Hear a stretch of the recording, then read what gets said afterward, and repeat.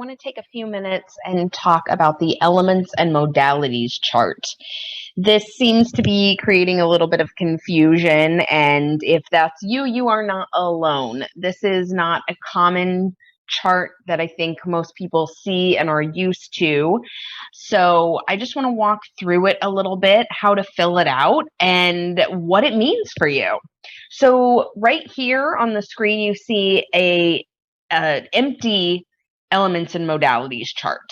This can be found if you have the journal in the first few pages of it. It's right here down in the lower right-hand corner of your astrology chart.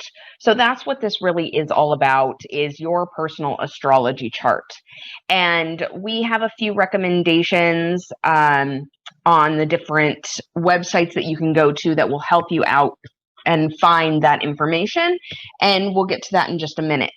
But I want to first go through the elements and modalities by sign, because this is where this information really comes from. Each sign has an element, that's fire, earth, air, or water, and a modality, cardinal, fixed, and mutable. And that's just how these signs each kind of present themselves. So you'll see these are the 12 different signs, and each one is in a different part of this chart. So they each have their own modality and their own element, which is great because you can start to really feel each sign that way when you lean into this chart a little bit more. But if you were to go and fill out this chart just by the signs, everybody's chart would look like this, the exact same, because Aries is always going to be a cardinal fire sign. Taurus is always going to be a cardinal earth sign. And you'll notice that they go through the chart just as it does around the circle. Aries, Taurus, Gemini, Cancer, and so on. So this isn't how you want to fill this out, but this is how each of the signs presents themselves in their energies. And I hope that that's helpful information for you as you go through this. So here are a few astrology resources I suggest, and there are hundreds of free resources out there online that you can find. But these three specifically we talk about here in Ritual Society and really recommend. So astro.com is actually going to give you all of this. It's going to give you your birth chart as well as this chart and how your planets combine with one another. So it's going to give you all the information in one place. It might be an easy printout that you can just paste into your book or keep for your own reference in the future. Also, astrocharts.com is what's suggested in the ritual planner itself. And then astrostyle.com, the I am diagram, is really what is going to help you fill out this modalities and elements chart for yourself if you're not using astro.com. Astro.com is just going to kind of give you that chart, but the I am diagram will help you fill it out for yourself. And I really suggest checking that out because it's helpful to see how these energies come into play. All right, so let's get into this a little bit. So here is my personal astro.com chart. What you need in order to get any birth chart is your date of time, or your date of birth, your time of birth, your exact time is preferred, and your location of birth. So all of that information is up here in the corner, and then your chart is presented to you. So if you're filling out the planner, here is all the information on where your planets lie.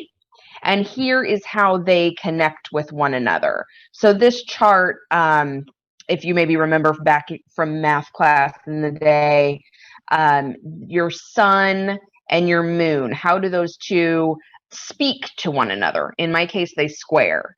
How do your sun and your Mercury chat to one another? But how do your moon and your Mercury talk to one another? So this goes through all of this and gives you a really simple diagram to fill out and to know then how these planets speak to one another. Okay, you'll also notice right here is that elements and modalities chart. Now, this is just kind of handing it to you, which some people prefer and some people don't. What you'll see in here, however, instead of those signs, as I showed at the beginning, is going to be each of the planets. And that makes this chart unique to each person, okay? And so you can just copy this if that's easiest for you, or you can go in and figure it out a little bit deeper through AstroStyle. So when I put my information into astrostyle.com, this I am diagram, this is what shows to me. And I think this is a really nifty little, handy little chart. I really like it. And it shows you exactly where those elements and qualities lie for each of your signs. So in my case, my sun is in Leo. Leo is a fire sign that is fixed. So it's fixed fire. Usually these qualities and elements are flip-flopped when we say them out loud. My moon is a fixed water sign, Scorpio.